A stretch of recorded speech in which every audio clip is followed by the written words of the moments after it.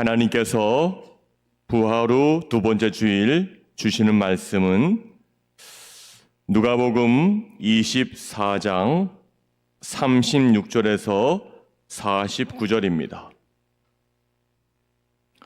신약성경 141페이지에 있는 누가복음 24장 36절에서 49절까지 말씀, 하나님 말씀을 제가 봉독에 올리겠습니다. 이 말을 할 때에 예수께서 친히 그들 가운데 서서 이르시되 너희에게 평강이 있을지어다 하시니 그들이 놀라고 무서워하여 그 보는 것을 영으로 생각하는지라. 예수께서 이르시되 어찌하여 두려워하며 어찌하여 마음에 의심이 일어나느냐. 내 손과 발을 보고 나인 줄 알라. 또 나를 만져보라. 영은 살과 뼈가 없으되 너희 보는 바와 같이 나는 있느니라.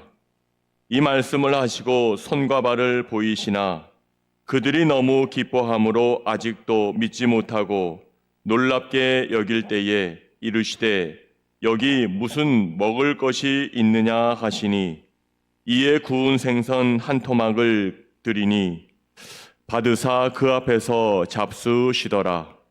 또 이르시되 내가 너희와 함께 있을 때에 너희에게 말한 바 곧 모세의 율법과 선지자의 글과 시편의 날을 가리켜 기록된 모든 것이 이루어져야 하리라 한 말이 이것이라 하시고 이에 그들의 마음을 열어 성경을 깨닫게 하시고 또 이르시되 이같이 그리스도가 고난을 받고 제3일에 죽은 자 가운데서 살아날 것과 또 그의 이름으로 죄사함을 받게 하는 회개가 예루살렘에서 시작하여 모든 족속에게 전파될 것이 기록되었으니 너희는 이 모든 일의 증인이라.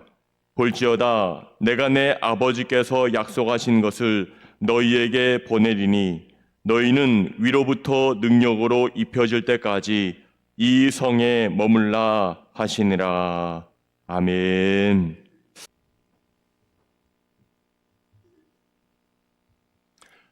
임보라고 하는 시인이 있습니다.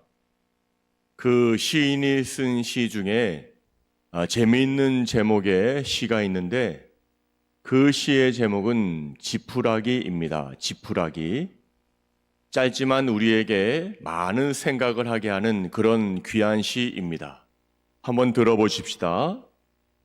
낫 알을 다 뜯기고 만신창이로 들판에 버려진 지푸라기, 그러나 새의 부리에 물리면 보금자리가 되고 농부의 손에 잡히면 새끼줄이 된다. 이런 시입니다.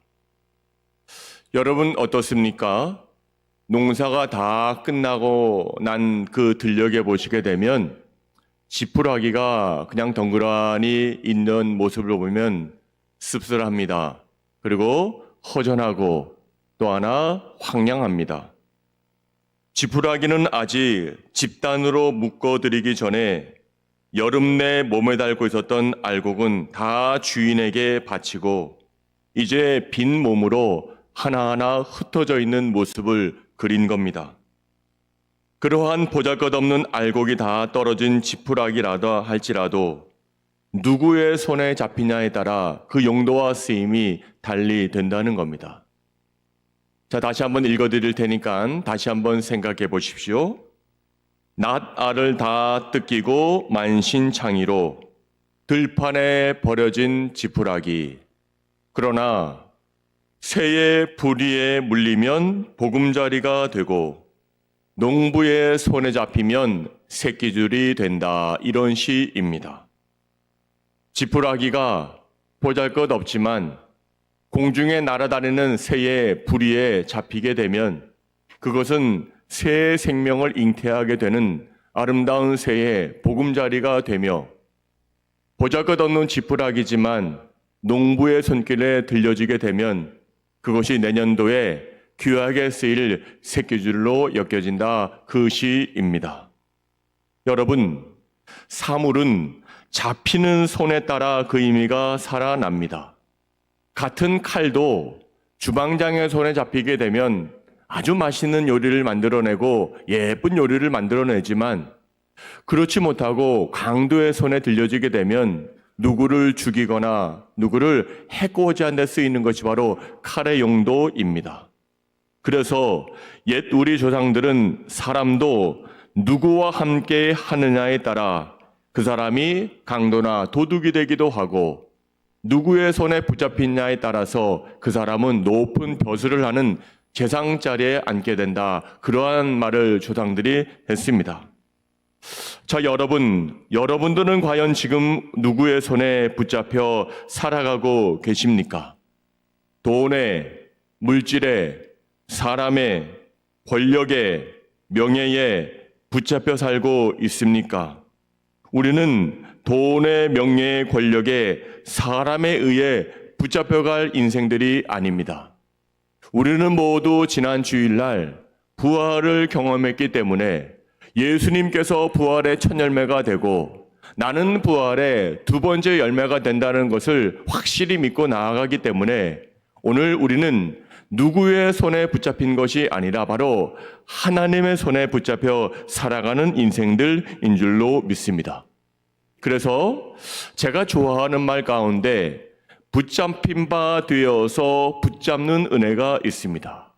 붙잡힌 바 되어서, 하나님으로부터 붙잡힌 바 되어서 내가 하나님의 손을 붙잡는 은혜, 이것이 바로 부활의 증인이 살아가야 될 삶의 모습이 아니겠습니까? 오늘 여러분들은 누구의 손에 붙잡혔습니까? 여러분들의 건강에 붙잡혔습니까? 아니면 명예에 붙잡혔습니까? 그래서 그를 꽉 잡느라고 하나님의 손을 붙잡지 못하고 우리는 그저 허송세월을 보내고 있지는 않습니까? 오늘 부활의 증인은 설교의 결론이기도 하지만은 하나님의 손에 붙잡힌 자는 다 부활의 증인으로 살아갈 수가 있고, 그 능력으로 말미암아 하나님의 손에 꼭 붙들린 바 되어서 주님의 손을 놓지 않는 우리 모두가 되셔야 한다는 겁니다. 여러분, 생각하면 할수록 큰 은혜 아닙니까? 주님께서 우리를 붙잡아 주시지 않았다면, 붙들어 주지 않았다면 우리는 지금 어디에 있을까요? 아마도 상상하기도 싫은 저 죄악의 구렁텅이에서 한 모금 목이 말라 타는 그런 인생을 살아가지 않았겠습니까? 주님께서 나를 붙잡아 주셨다는 사실에 감사하는 이 아침이 되시기를 바랍니다. 예수님에게는 12명의 제자가 있었습니다. 이 제자들은 예수님의 공생의 3년 동안 예수님과 동고동락하며 예수님의 최측근 자리에 자리매김하고 있었습니다. 예수님께서는 공생의 초기부터 이들을 곁에 두고 모든 일을 함께 하셨습니다. 예수님께서 제자들을 부르신 이야기는 공관복음에 나오는데 마태복음 10장에, 마가복음 3장에, 그리고 누가복음 6장에 예수님의 제자들의 명단이 쭉 나와 있습니다. 특별히 예수님께서 제자들을 부르신 목적, 이유가 마가복음 3장 14절과 15절에는 이렇게 말씀해주고 있습니다. 우리 한번 읽어볼까요? 시작.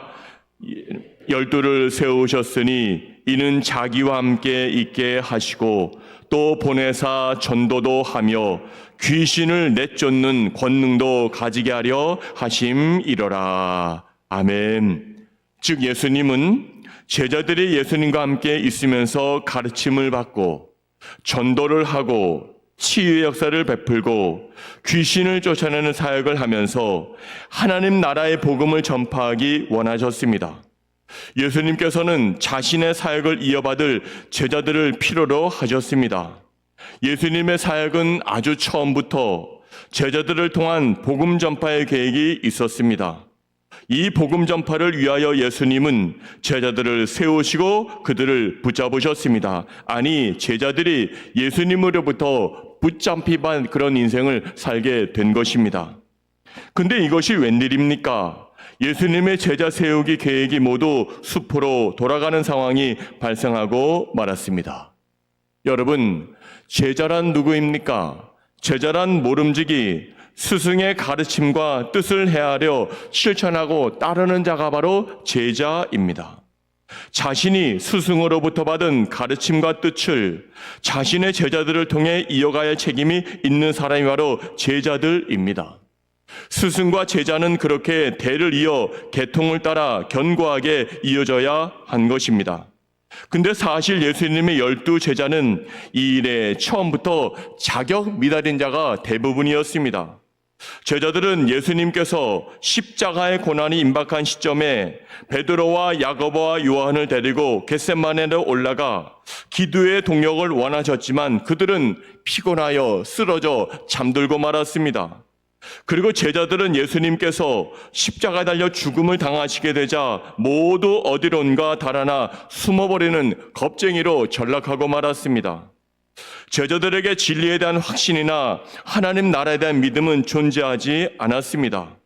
예수님의 십자가 처형으로 모든 것이 끝났다는 실망과 허탈감에 빠져 뿔뿔이 흩어지는 오합지졸로 전락한 것이 바로 12제자들이었습니다.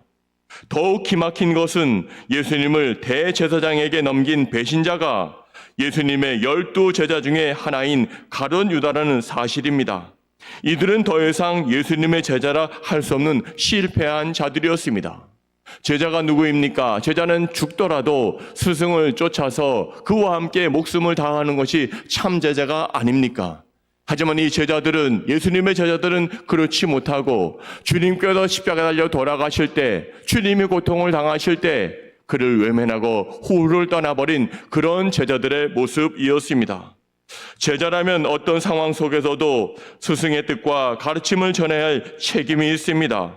근데 예수님의 12제자 중에는 어느 누구도 책임을 다하지 않았습니다. 분명히 예수님의 부름을 받았고 3년 동안이나 예수님의 가르침을 받았지만 무책임한 명목상의 제자일 뿐이었습니다. 무엇을 말하는 겁니까? 주님으로부터 붙잡힌 바 되었는데, 주님께 붙잡힌 제자의 인생이었는데 제자들 스스로가 주님의 손에서 벗어나려고 애를 쓰고 있었다는 겁니다. 자, 여러분들이 이러한 제자들을 두셨다면 여러분들은 가슴을 치며 후회할 것입니다.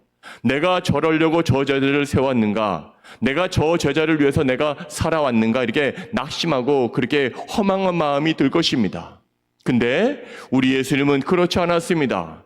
제자들이 그렇게 몹쓸짓을 해도, 제자들이 그렇게 마음에 들지 않아도 주님은 부활하신 이후에 첫 일언이 무엇이었습니까? 그 보잘것없는 꼴보기도 싫은 그런 제자들을 찾아가 주님이 하신 첫 일언, 첫 성언이 뭐였습니까? 주님은 오늘 본문 36절 말씀에서 이렇게 말씀해주고 있습니다. 한번 읽어봐요. 시작. 이 말을 할 때에 예수께서 친히 그들 가운데 서서 이르시되 너희에게 평강이 있을지어다 하시니. 아멘. 예수님다움이십니다. 보잘것없는 제자들이라도 십자가에 달려 돌아가시는 주님의 모습을 보고도 도망가는 그 제자들을 향하여 주님은 다시 한번 부활하셔서 말씀하십니다. 너희에게 평강이 있을지어다 말씀하시면서 다시 그 제자들을 예수님께서 부르시는 장면이 바로 오늘 본문의 장면입니다. 그렇습니다. 예수님은 제 몫을 다하지 못하는 제자들을 내치지 않으시고 새롭게 사명을 주시면서 다시 제자의 길을 걸을 수 있도록 기회를 주신 겁니다. 이제는 부활의 증인으로서의 제자의 길을 걷게 하신 겁니다. 여러분, 예수님은 한 번 불러 제자로 삼으신 뜻을 돌이키지 아니하시고 그들의 부족한 부분을 채워주시며 막힌 영의 눈을 뜨게 하셔서 끝까지 부활의 증인으로서의 제자의 길을 걷게 하신 우리 주님의 모습입니다. 여러분, 여기서 우리가 한 가지 기억해야 될 것이 있는데 그것은 바로 제자들이 예수님을 붙잡은 것이 아니라 예수님이 그들을 붙잡아 주셨다는 겁니다. 예수님의 제자들을 처음에서도 그들을 붙잡아 구원시켜 주셨고 부활로 나타나셔서도 그들을 붙잡아서 다시 한번 부활의 증인으로 제자를 삼아 주셨다는 사실입니다. 우리의 모습을 보십시다. 우리가 예수 믿은 것 같지만 그렇지 않습니다. 우리의 잘남과 우리의 노력과 우리의 헌신으로 예수 믿은 것 같지만 그렇지가 않습니다. 이 모든 과정이 다 하나님께서 우리를 붙잡아 주셨기 때문에 예수를 믿게 되었고, 예수 믿다가 낙심하고 낭망해서 우리가 두 손 놓고 있을 때 다시 한번 우리를 찾아와 부활의 주님께서 너희에게 평안이 있을지어다, 너희에게 평강이 있을지어다 말씀하시면서 다시 우리의 두 손을 잡아주신 분도 바로 우리 예수님이십니다. 이것을 잊지 않는 이 시간이 되시기를 바랍니다. 그렇다면 이제 저와 여러분들은 어떤 삶을 살아가야 되겠습니까? 하나님으로부터 붙잡힌 바 되어서 붙잡는 은혜로 살아가시는 부활의 증인된 사람들은 어떠한 삶을 살아가야 되겠습니까? 오늘 증인의 삶을 살아가야 할 것입니다. 증인이 뭡니까? 자기가 보고 자기가 듣고 자기가 체험한 것을 그대로 말하는 것이 증인 아닙니까? 그것이 위증하지 아니하고 참 증인의 삶을 그렇게 사는 것이 참 증인입니다. 예수님의 참 제자는 예수님의 십자가와 부활을 증언해야 합니다.